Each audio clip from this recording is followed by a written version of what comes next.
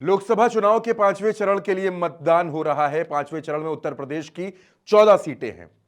लेकिन मैं अपने साथ कुछ ऐसे तस्वीरें लेकर के आया हूं, कुछ ऐसे वीडियो लेकर के आया हूं जो ये बताते हैं कि लोकतंत्र में आज भी मतदान करना कितनी बड़ी चुनौती है। लोकतंत्र में आज भी वोट डालने जाना कितना बड़ा चैलेंज बन गया है। और वोट डालने जो वोटर्स जाते हैं उनके सामने किन किन तरीकों की परेशानियां आती हैं। दोस्तों, हम और आप हम सभी जानते हैं कि जब हम वोट डालने जाते हैं तो एक सामान्य प्रक्रिया होती है कि हमारा नाम वोटर लिस्ट में होता है, हमारे हाथ में एक पर्ची होती है, हमारा एक पहचान पत्र होता है, वो चाहे वोटर आईडी हो, चाहे वो लाइसेंस हो, चाहे वो आधार कार्ड हो या और भी जो आईडिया चुनाव आयोग ने हमें बता रखी हैं। हम वो लेकर जाते हैं, कतार में लगते हैं, अपनी आईडी दिखाते हैं, हाथों पे स्याही लगाई जाती है, वोटिंग रजिस्टर में साइन होता है और हम वोट डालकर बाहर आ जाते हैं। लेकिन क्या ये सब कुछ इतना आसान है? क्या आपकी और हमारी तरह हर शख्स, गांव में बैठा हुआ, मजरे में बैठा हुआ, खेड़े में बैठा हुआ, हर वो शख्स जो ईवीएम को नहीं समझता, वोटिंग को नहीं समझता, क्या वो भी ऐसे ही वोट डाल पाता है? नहीं डाल पाता है। और क्यों नहीं डाल पाता है, किस तरह नहीं डाल पाता है, वो भी हम आपको दिखाएंगे। और हम आपको यह भी दिखाएंगे कि उत्तर प्रदेश में पोलिंग बूथ्स पर किस तरीके से आज भी गुंडाई होती है।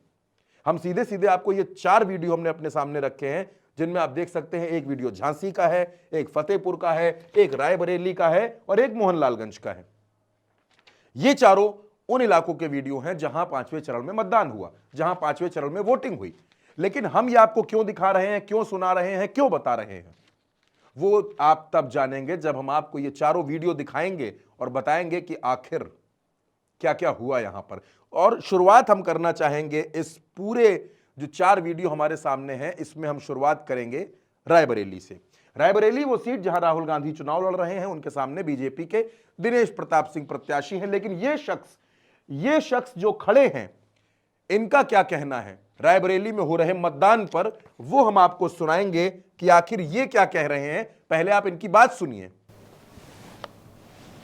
सर, हम लोग जो है कि पर्ची काट रहे थे और उन लोग आए 10-12 लोग और हमारे लोगों से छीन गया, बोले गलत हो रहा है, आप लोग क्या कर रहे हैं, और छीन के लेके चले गए। आपको किसका बस्ता मिला था? 312 का। 312 किस पार्टी? कांग्रेस से। कौन सी पार्टी के लोग आए थे यहाँ? बीजेपी के। कौन आया था?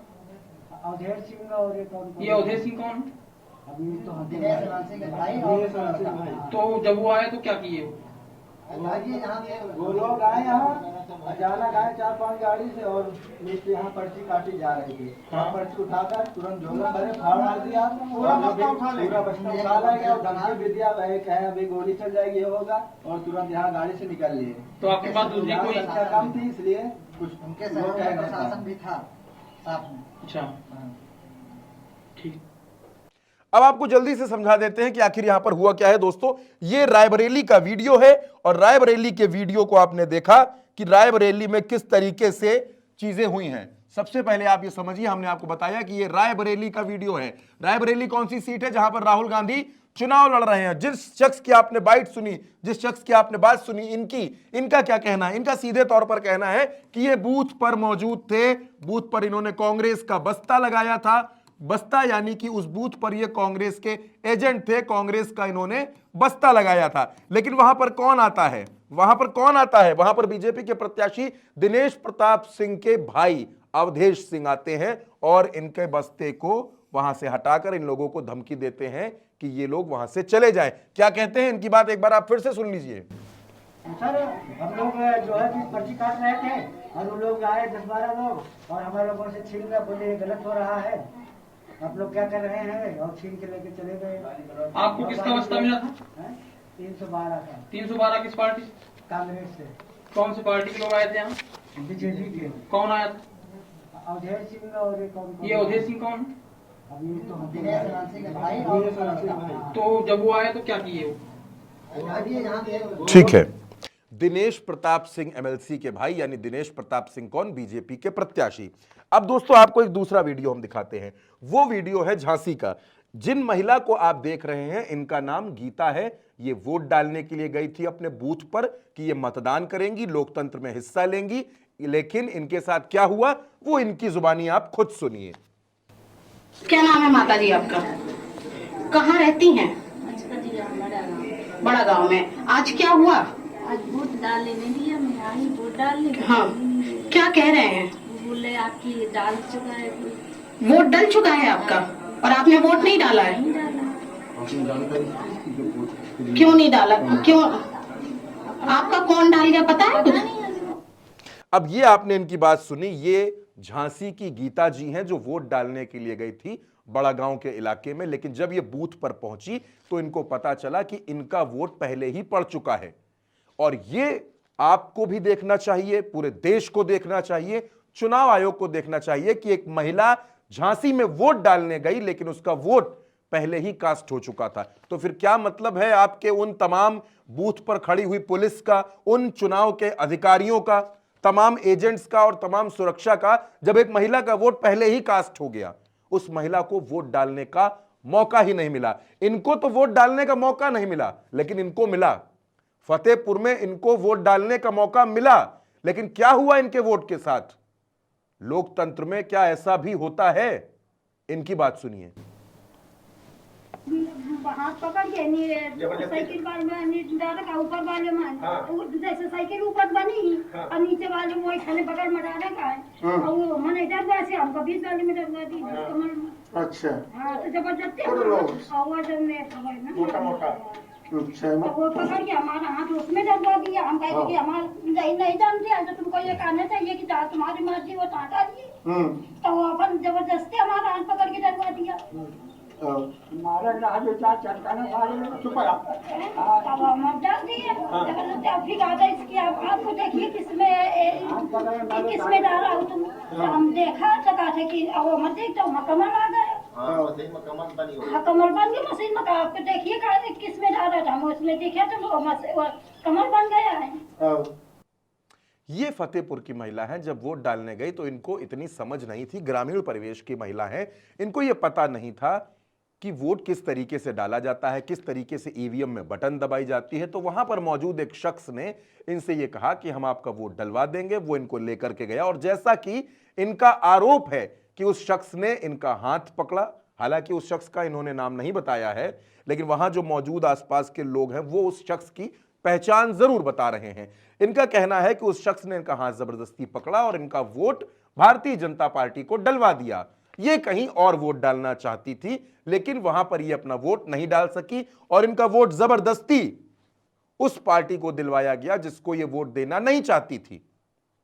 ये फतेहपुर की कहानी है, ये झांसी की कहानी है, ये रायबरेली की कहानी है और ये मोहनलालगंज की कहानी है। मोहनलालगंज में क्या हुआ? मोहनलालगंज में एक शख्स वोट डालने गया तो चुनाव में वहां पर जिन चुनाव अधिकारियों की ड्यूटी थी उन्होंने इनके साथ क्या किया? क्या इनको मारा? क्या इनके साथ कोई बदतमीजी हुई? ये खुद बताएंगे। क्या हुआ है आपके साथ? वोट नहीं डाले, नहीं आधार से कहने जो पहचान पत्र लेके हमारी तबियत खराब है तो वापस कर दी। क्या बताया अंदर? बूथ संख्या की कौन सी है? बूथ संख्या 81 है। मारा भी है क्या किसी ने? मारा नहीं, रटाया है। मारा नहीं, रपटाया है, यानी बूथ से भगाया है। ये वोट डालने गए थे, इनके पास मतदाता पहचान पत्र नहीं था। ठीक बात है, कोई आईडी होनी चाहिए, लेकिन इनके पास आधार कार्ड था। आधार कार्ड होने के बावजूद इनको वोट नहीं डालने दिया गया। इनसे कहा गया कि मतदाता पहचान पत्र लेकर आइए, तब आप वोट डाल सकेंगे, आधार कार्ड पर आप वोट नहीं डाल सकते। दोस्तों, मैं आपको यह बताना चाहता हूं कि हमारे देश में जब चुनाव होता है, लोकसभा का चुनाव है, वोट पड़ रहे हैं, और जब कोई वोट डालने जाता है तो उसके पास एक ऐसा पहचान पत्र होना चाहिए जिसमें उसके चेहरे की, उसके नाम की, उसके पते की तस्दीक हो जाए।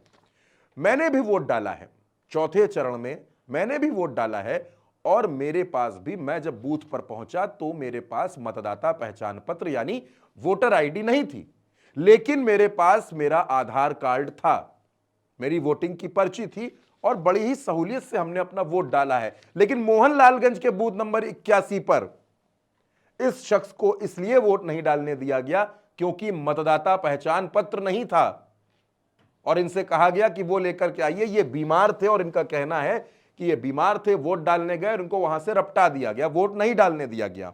रायबरेली की क्या कहानी है? वहां भी यही कहानी है, वहां भी चुनाव डिस्टर्ब किया गया, यहां भी वही हुआ, और उसके साथ साथ फतेहपुर में भी वही हुआ, झांसी में भी वही हुआ। यहां बिना मर्जी के जबरदस्ती वोट डलवाया गया और यहां झांसी में वोट पहले ही पड़ चुका था।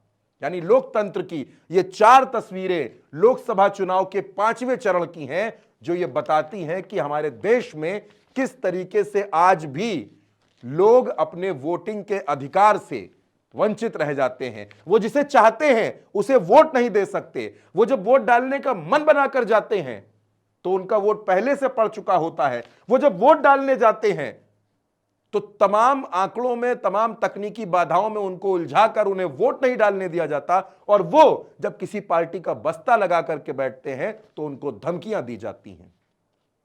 और फिर हम कहते हैं कि हम विश्व का सबसे बड़ा लोकतंत्र हैं। और ये 4 तस्वीरें इसी लोकतंत्र में लोकसभा चुनाव में 5वें चरण की हैं। इसके अलावा भी तमाम तस्वीरें हैं और तमाम तस्वीरें लगातार आ रही हैं। उल्टा चश्मा यूसी पर हम हर तस्वीर लेकर आपके लिए हाजिर रहेंगे, क्योंकि यह देश मजबूत रहना चाहिए, लोकतंत्र मजबूत रहना चाहिए और देश की जनता तक सच जरूर पहुंचना चाहिए।